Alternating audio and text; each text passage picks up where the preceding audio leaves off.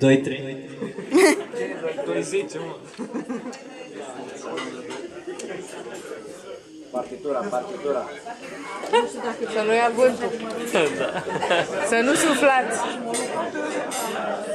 Chestia e că eu mă așteptam ca mulți dintre voi care mă cunosc să se gândească că poate am pregătit ceva. Și eu mă așteptam să pregătesc ceva, dar n-am pregătit nimic, pentru că n-am avut timp.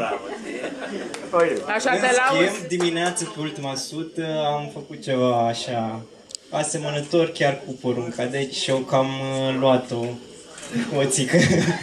Că asta oricum s-ar fi întâmplat ca o surpriză din partea mea pentru invitați și mai ales pentru mireasă, pentru că chestia se referă la ea.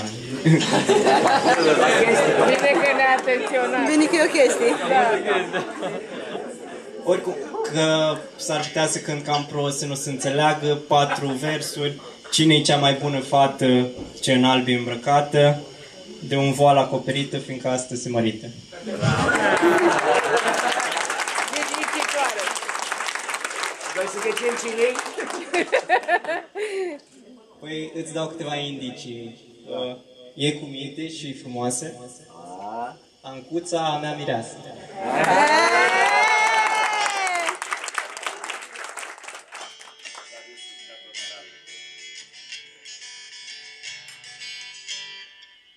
Cine-i cea mai bună fată ce înalt e îmbrăcată, de un voal acoperită, fiindcă astăzi se mărită, fiindcă astăzi se mărită. De 2 ani cu bucurie, cu mine stă în chirie, să iubesc neîncetat cum mă iubește alt bărbat, mă iubește alt bărbat. E cu minte și frumoasă, Ancuța a mea mireasă.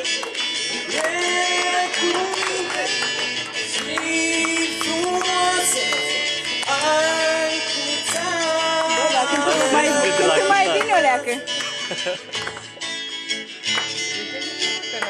Le mulțumesc tuturor că îmi dau al lor odor, că în țara asta toată nu mai este așa fată, nu mai este așa fată. Căci ea e o fată fină, e deșteaptă, e divină, lucrează de 7 ani, deci eu sper că are și bani.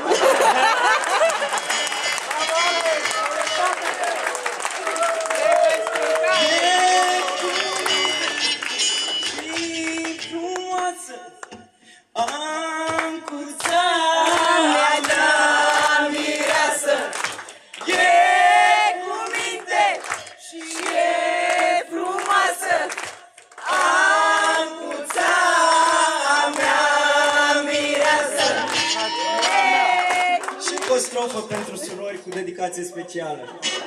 Și are și 2 surori și ele cadouri. Cine e cea mai frumoasă? Ancuța. A mea mireasă, Ancuța a mea mireasă. e cu minte și frumoasă. Ancuța a mea mireasă. Mai e nevoie să o ghicezi? Aplauze pentru Ancuța, aplauze și pentru Alex.